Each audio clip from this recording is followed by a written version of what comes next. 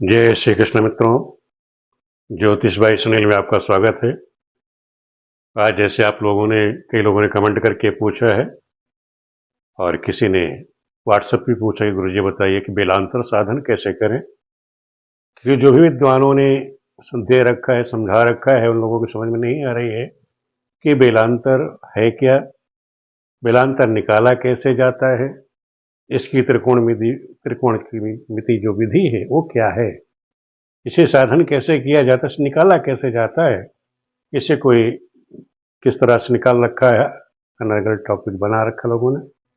तो लोगों ने हमसे पूछा कि गुरुजी आप बनाइए, हम देखना चाहते हैं कि ये बिलांतर निकाला जाता कैसे है, इसका साधन कैसे है। क्योंकि आप ध्यान रखो कि बिना बेलांतर साधन के आपकी जो कुंडली है वो निरर्थक हो जाती है। आप कितना भी कंप्यूटर से कॉपी करके बनाइए, कंप्यूटर के जो प्रोग्रामर हैं उनको भी नहीं पता बेलांतर साधन होता कैसे। जो सॉफ्टवेयर बनाने वाला है जब उसको ही साधन करना नहीं आता तो आपको सही कुंडली कैसे देगा। तो इसलिए खुद को पहले साधन करना आना चाहिए कि हम बिलांतर साधन करें कैसे, क्योंकि बिलांतर पे ही आपकी लग्न स्थित होती है। जब तक आपकी लग्न सही नहीं होगी तब तक आपकी कुंडली सही नहीं होगी। जब कुंडली सही नहीं होगी तो आपका जो फलित है वो सब बेकार जाएगा। तो आज हम आपको बताएंगे कि बेलांतर साधन आप कैसे करें। सर्वप्रथम ध्यान रखो, बेलांतर साधन में दो टॉपिक है। एक तो होता है थ्योरी कि उसको समझना क्या है कि बिलांतर है क्या, कैसे है, वो थ्योरी हो गई। दूसरा है न्यूमेरिकल। न्यूमेरिकल मतलब गणना, कि गणना के द्वारा आपको बताया जाएगा कि कैसे ये निकाला जाता है। बिलांतर जो मिनट है वो आप साधन कैसे कैसे निकालोगे। तो ये दोनों चीज आप जब सीखोगे तभी आपके समझ में आएगी। कोशिश करूंगा एक वीडियो में बन जाए। अगर वीडियो लंबी होती है तो आपको दो वीडियो में हम समझा देंगे। आज का हमारा जो विषय होगा वो क्या है, बेलांतर साधन। बेलांतर को क्या कहा जाता है, इक्वेशन ऑफ टाइम, यानी समय का समीकरण। समय का समीकरण निकालना आपको आना चाहिए। जब तक आपको समय का समीकरण साधन करना नहीं आएगा, सारी गणना आपकी धरी रह जाएगी। तो हम आज आपको यही सिखाएंगे बेलांतर। तो बेलांतर है क्या। बेलांतर ये ध्यान रखो, आप लोग क्या करते हैं कि आपने देखा होगा स्थानीय दृष्ट समय। स्थानीय दृष्ट समय क्या होता है, जैसे हमने सूर्य को 12 बजे देखा, हमने सूर्य को 12 बजे देखा जिस दिन, कि वो हमारे सर के ऊपर एकदम लंबवत है। एक ऐसी तारीख है जिस दिन सूर्य जो है हमारे ऊपर लंबवत है, उसी को कहते हैं, क्या कहते हैं उसे हम, दृश्य समय। जो हमारा लोकल टाइम जहां हम रह रहे हैं वहां पर सूर्य कितने बजे उदय हो रहा है वो दृश्य समय कहलाएगा। एक होता है घड़ी का समय, उसे कहते हैं स्थानीय मीन टाइम, यानी स्थानीय मध्यम समय। वो अलग होता है, लेकिन वो काल्पनिक सूर्य है, ये ध्यान रखो। वो जहां हमारा सूर्य हमने लिखा हुआ है वहां का नहीं है, एक कल्पना के द्वारा बना दी गई। कैसे कल्पना करी गई अभी हम आपको समझाते हैं। तो एक तो होता है मध्यम समय, जिसे कहते हैं काल्पनिक सूर्य। एक होता है दृश्य सूर्य जो हम देख रहे हैं अपनी आंखों से। तो हमारे जो कुंडली हम बनाते हैं वो दृश्य सूर्य के अनुसार ही बननी चाहिए, जिससे आपकी कुंडली सटीक हो।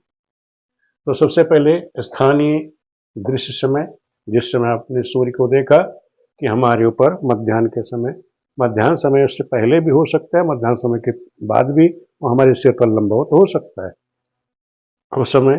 तथा स्थानीय मध्यम समय, स्थानीय मध्यम समय बताया लोकल मीन टाइम का जो दैनिक अंतर है, इन दोनों में जो अंतर आएगा, क्योंकि स्थानीय जो मध्यम समय है आपको जानते हैं कि हमेशा हमारे यहाँ घड़ी में दोपहर को 12 बजे स्थानीय मध्यम समय कहा गया है। स्थानीय मध्यम समय किसको, दोपहर 12 बजे जो घड़ी आप देखते हो उसके अनुसार 12 बजे वो स्थानीय मध्यम समय होता है। उसी को मान लिया गया कि सूर्य हमारे ऊपर लंबवत आएगा, लेकिन ऐसा होता नहीं। दिन कभी वो 12 बजे से पहले भी आ जाएगा, कभी 12 बजे के बाद भी आ जाता लंबवत हमारे सर पर। तो ये हो गया। तो ये दैनिक अंतर है। दैनिक अंतर क्या, लंबवत सूर्य का आने का, उसी को क्या कहा जाता है, बेलांतर। बेलांतर नहीं, समय का समीकरण, उसी को कहा जाता है। अब इसे ज्ञात कैसे करना है, कैसे निकालना है, इसके बारे में हम आपको बता देते हैं। वैसे जो हमारे किताबों में, जो आपको ज्योतिष की किताबों में मिले सूत्र मिलेगा, वो यही सूत्र मिलेगा कि बेलांतर यानी इक्वेशन ऑफ टाइम बराबर धूप घड़ी यानी दृश्य समय। जो आपने देखा है सूर्य को, जो आप धूप घड़ी बनाते थे पहले, जो ज्योतिषी लोग बनाते थे धूप घड़ी, कि एक बांस का डंडा लिया, उसको खड़ा कर दिया लंबवत, जिस दिन जीरो होता है, किन किन तारीखों में जीरो होता है वही मैं आपको बताऊंगा। कि जो लंबवत होता है उस दिन से जो दृश्य समय जो हमारी घड़ी चलती है उसको 24 भागों में बांट दिया जाता था, कि उसके अनुसार हम घड़ी का अनुमान लगाते, टाइम को देखते कि सूर्य हमारे समय क्या टाइम है, क्या मिनट है, उससे हम गणना करते थे। एक आजकल जो हाथ में घड़ी पहनी है वॉच है, इलेक्ट्रॉनिक जो घड़ी है, उसी को कहते हैं मध्यम घड़ी का समय, जो हमारी इलेक्ट्रॉनिक घड़ी है और जो पूरे हिंदुस्तान में मानी जाती है, उसी की वैल्यू जाती है, मानी जाती है, उसके बारे में। वो उसका मध्यम समय, उसको अंतर कर दीजिए तो वही हमारा बेलांतर निकल आता है।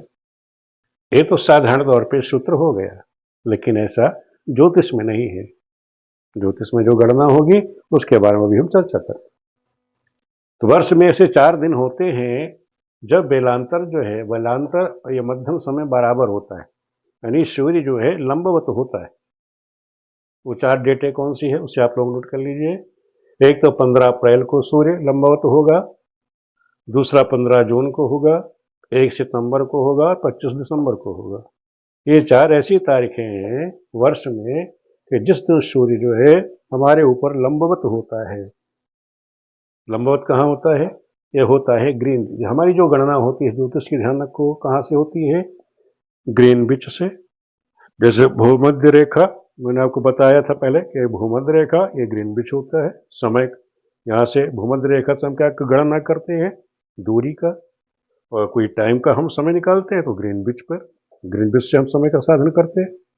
तो ये ग्रीनविच के द्वारा, ग्रीनविच पर कोई आदमी मना खड़ा है, सूर्य को देख रहा है कि सूर्य हमारे ऊपर लंबवत कब हो रहा है।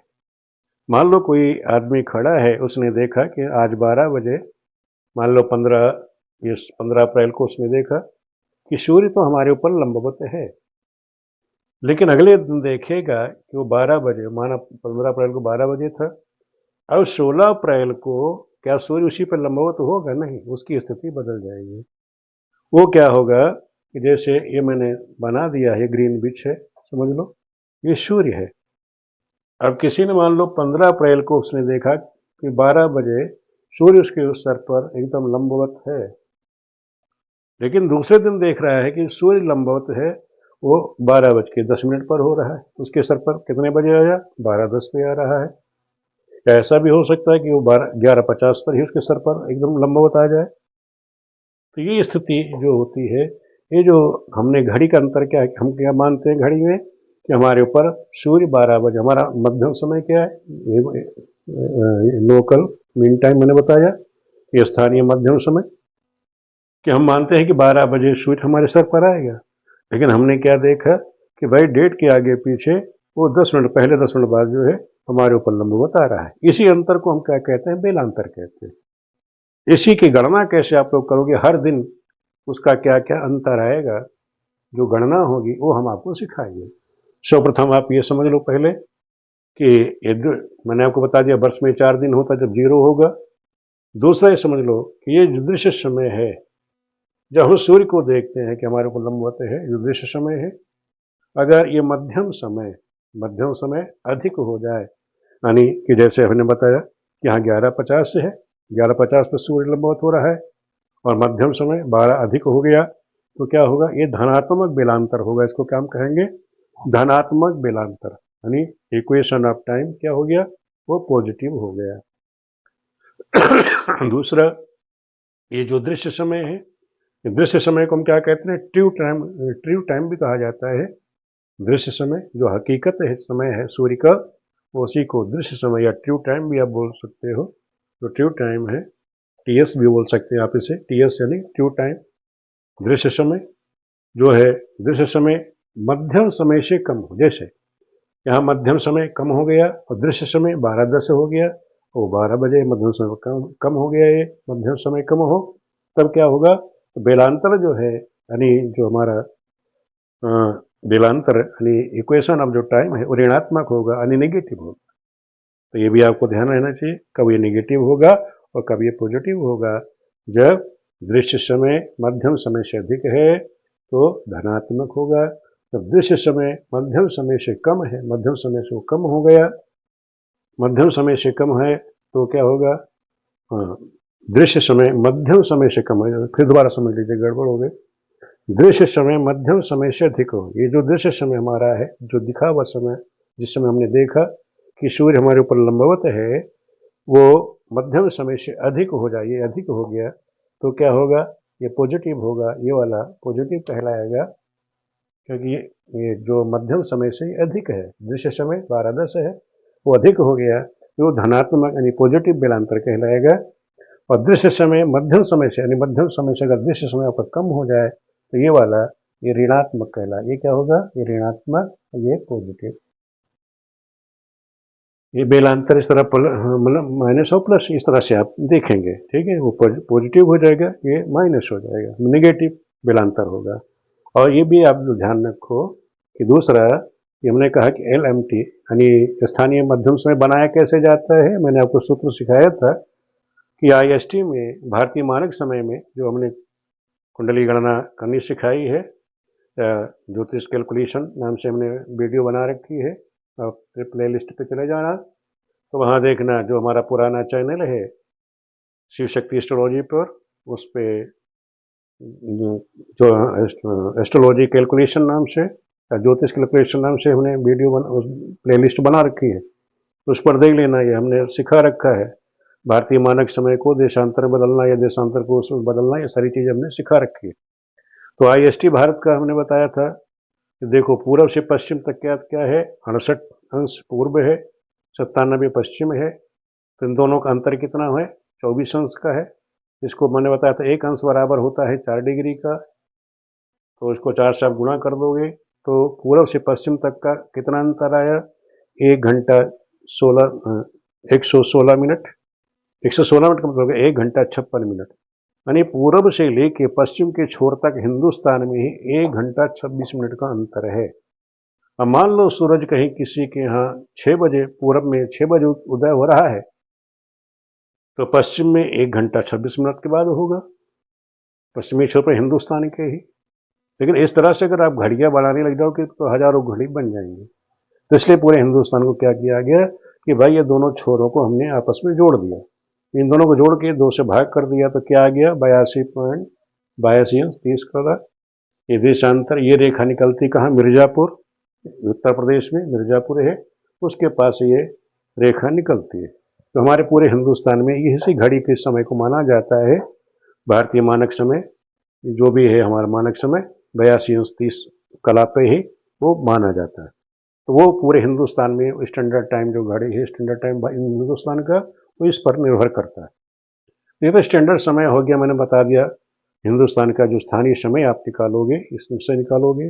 अब हिंदुस्तान में भी कोई आप जिला लेंगे तो उस जिले को कैसे निकालेंगे? मान लो हमने मेरठ का निकाला, तो देशांतर हमने देखा वहाँ का मिर्जापुर का ये है, इतना रेखा देशांतर है, मेरठ का देशांतर ये है, दोनों का अंतर कर दिया, 4 अंश 45 कला, 4 से गुणा कर दिया तो 19 मिनट आ गया। यानी कहने का मतलब ये है काशी से ही मेरठ का अगर कोई बच्चा है, वहाँ पे अगर हम सूर्योदय निकालते हैं, सूर्यास्त निकालते हैं, उसका स्थानीय समय देखेंगे तो -19 मिनट का, तो वहाँ से 19 मिनट का अंतर है। यानी काशी से यूपी के मेरठ में ही कितना अंतर, देशांतर का अंतर आ गया, यानी 19 मिनट का अंतर है। तो इसी तरह आप पूरे हिंदुस्तान में देखेंगे कि जो गणना है तो सूर्योदय में भी इसी तरह परिवर्तन आएगा। तो ये तो हमने आपको बताया कि किस तरह से आप लोग देखेंगे, लेकिन अब बेलांतर का हमें मेन जो हमारा विषय है कि आप बेलांतर साधन कैसे करेंगे। ये तो थ्योरी थी कि आपकी समझ में आ जाए कि बेलांतर है क्या, मैंने आपको बता दिया। बेलांतर बराबर नहीं, जो हमारा दृश्य समय है सूर्य को हम देखते हैं, किसी एक टाइम हमने ले लिया, जैसे ये ग्रीनविच है, यहाँ पर एक आदमी ये खड़ा हुआ है, मान लो एक आदमी यहाँ पे खड़ा हुआ है, इसने देखा कि 12 बजे सूर्य मेरे सर पर लंबवत है। या मान लिया हमने यहाँ पर कोई आदमी ये खड़ा हुआ है, ये आदमी यहाँ पर खड़ा है, यहाँ सूर्य ही मान लीजिए आप, ये सूर्य है, ये सूर्य है, ये 12 बजे यहाँ पर ये लंबवत हो रहे हैं, ये लंबवत आ गया। तो इसने क्या देखा कि अगले दिन 24 घंटे के बाद, तो इसने देखा कि 24 घंटे के या तो बाद आएगा, सूर्य पुनः लंबवत कब होगा, या तो वो इससे 12 बजे के बाद आ सकता है, यहाँ पर लंबवत आएगा इसके पास, या उससे पहले भी आ सकता है। तो इस तरह की स्थिति पैदा हो जाती है कि सूर्य या तो उससे बाद आएगा या पहले भी वहाँ पे उसको लंबवत दिखाई देगा अगले दिन। तो इसी को जो अंतर है, घड़ी पे तो रोज प्रतिदिन आप ध्यान रखो 12 बजे ही कहा जाएगा मध्याह्न सूर्य हमारा सर पे आ गया, लेकिन हकीकत ऐसा नहीं होता है। हर दिन वो परिवर्तित होता रहता है। उसे परिवर्तन को, जो परिवर्तित होता है, रोज का टाइम निकलता है, जो अंतर आता है, उसी को बेलांतर कहा गया है, इक्वेशन ऑफ टाइम। तो ये तो हो गई आपकी थ्योरी। अब थ्योरी के द्वारा आपके समझ में आ गया कि बेलांतर हमें निकालना कैसे है। अब हम आपको गणना के द्वारा सिखाएंगे। जैसे आप लोगों को मैं एक चीज़ और दिखा देता हूँ। बेलांतर साधन करने के लिए आप लोगों ने देखा होगा पंचांगों में या किताबों में इस तरह से सारणी दी रहती है बेलांतर साधन की। आपने देखा होगा इस तरह से ये लिखा है बेलांतर सारणी। तो इस तरह से तारीख दी जाती है यहाँ पर, ये तारीख दे दी जाती है 1 से लेकर 31 तक, और ये मास दे दिए जाते हैं जनवरी, फरवरी, मार्च, अप्रैल, मई, जून, जुलाई, अगस्त, सितंबर, पूरे 12 मास दे दिए गए। और किस तारीख को कितना बेलांतर है हर तारीख के सामने। तो 1 जनवरी को, मान लो जनवरी है, 1 जनवरी को -3 मिनट, फरवरी में 1 ही तारीख को 14 -14 मिनट है, ये बेलांतर है। मार्च में 12 मिनट का है, अप्रैल में 4 मिनट का है। इस तरह से बेलांतर सारणी इस तरह आपको मिल जाएगी। तो ये इस तरह पंचांगों में या किताबों में मिल जाती है, तो लोग डायरेक्ट इसका भी इस्तेमाल कर सकते हैं। देखो बेलांतर को क्या कहा गया है, ये हम आपको दिखा देते हैं। जरा बेलांतर को हम कहते हैं इक्वेशन ऑफ टाइम, ये मिनटों में दिया गया है। तो स्थानीय जो मध्यम समय है से स्थानीय समय LT बनाया जाता है। लोकल समय बनाने के लिए हम क्या करते हैं, इस बेलांतर का प्रयोग करते हैं। तो ये हमने आपको सिखा दिया है कि किस तरह से आप इसका प्रयोग करेंगे बेलांतर का, ये थ्योरी रूप से है। अब आपको ये जो सारणी बनाई गई है, ये सारणी बनी कैसे, इन्होंने ये मिनट निकाले कैसे, तो इसको ये जो गणना है, इसकी गणना की जानकारी अब हम आपको अगली वीडियो में देंगे, क्योंकि इसी वीडियो में दूंगा तो बहुत लंबी वीडियो आपकी हो जाएगी। तो आगे बेलांतर साधन में अगली वीडियो में हम आपको सिखाएंगे गणना के द्वारा किस तरह से आप मिनट निकालेंगे, बेलांतर संस्कार कैसे निकालेंगे, वो न्यूमेरिकल हम आपको अगली वीडियो में सिखाएंगे। वीडियो देखने के लिए आप सभी मित्रों का बहुत बहुत धन्यवाद।